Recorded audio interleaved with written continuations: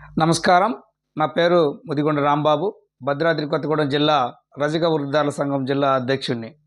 ప్రియమైన భద్రాద్రి కొత్తగూడెం జిల్లా రజక సోదర సోదరిమణులారా, తెలంగాణ రజక సోదర సోదరిమణులారా, ఈరోజు ఈ వీడియో మీ ముందుంచడానికి కారణం మన ప్రియతమ నాయకుడు భద్రాద్రి కొత్తగూడెం జిల్లా రజక వృద్ధాల సంఘం జిల్లా ప్రధాన కార్యదర్శి చిటికెన ముసలయ్య గారిపై అగ్రకుల పెత్తందారుల రియల్ ఎస్టేట్ మాఫియా వాళ్ళతో దాడులు జరిగినాయి.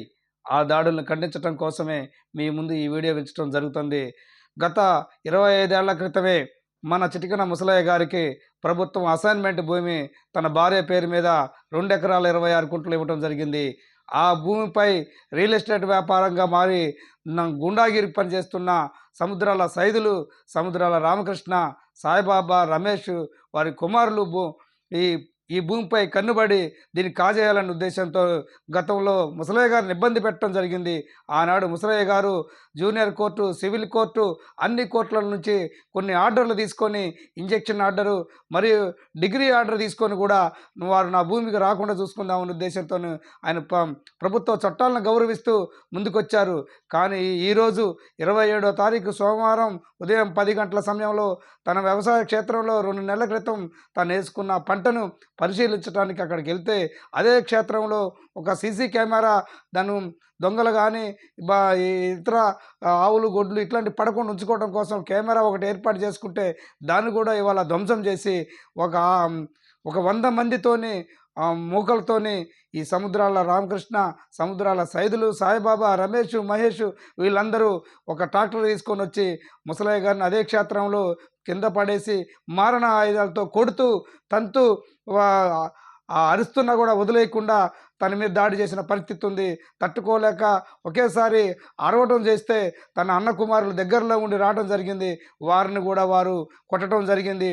ఆ క్షణంలో ఏమి చేయలేక ప్రాణాన్ని ఉగ్గపట్టి స్థానిక పోలీస్ స్టేషన్కి పరుగులెత్తడం జరిగింది.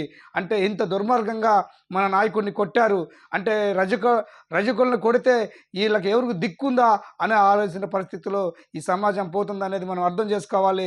రజకులకు ప్రభుత్వం అసైన్మెంట్ భూమి ఇస్తే ఆ భూమిని కాపాడాల్సిన పోలీసు యంత్రాంగం, ఆ భూమిని కాపాడాల్సిన రెవెన్యూ యంత్రాంగం రజకుల కోసం పనిచేయక అగ్రకుల పెత్తందారుల ఉన్న రియల్ ఎస్టేట్ వ్యాపారులకు కొమ్ము కాసే పరిస్థితి ఉంది. మనం ఇచ్చిన కేసుని నిమ్మకు నీరెత్తినట్టు పక్కన పెట్టారు తప్ప ఆయనకు జరిగిన సంఘటనల మీద పరిశీలించే పరిస్థితి లేదు. రేపు జిల్లా వ్యాప్తంగా అన్ని మండల కేంద్రాలలో పేపర్ ప్రకటనలు, స్థానిక పోలీస్ స్టేషన్లలో మన శ్రేణులు ఇవ్వాలని చెప్పేసి నేను జిల్లా అధ్యక్షుడిగా పిలుపునిస్తున్నాను. అదేవిధంగా రాష్ట్ర వ్యాప్తం ఉన్న రజకులకే విన్నవించుకుంటాను.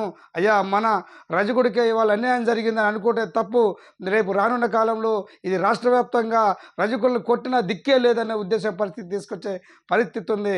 మనకు ఒక వారసత్వం ఉంది. ఒంటి చేత్తోని 10 లక్షల ఎకరం పంచిన సాకల ఐలమ్మ పోరాట వారసులో మనం ఎందుకు భయపడాలి? మనకు ప్రభుత్వం కావాల్సిన ఆస్తులు ఇచ్చింది, వాటిని కాపాడాల్సుకోవాల్సిన పరిస్థితి మనకుంది. కావున మన ఆస్తుల మీదకి ఎవరు వచ్చినా మనం వదిలిపెట్టేది లేదు. అందరం ఐక్యతగా పోరాటం చేయాలా. చిటికెన ముసలయ్య గారి భూమి వచ్చేదాకా మనం పోరాటం చేయాలని తెలియజేస్తున్నాను. మీ అందరిని గౌరవిస్తూ మీరు ఈ పోరాటంలో వివిధ రూపాలలో చేయాలని చెప్పేసి కోరుకుంటూ ఈ అవకాశం నాకు ఇచ్చినందుకు ధన్యవాదాలు.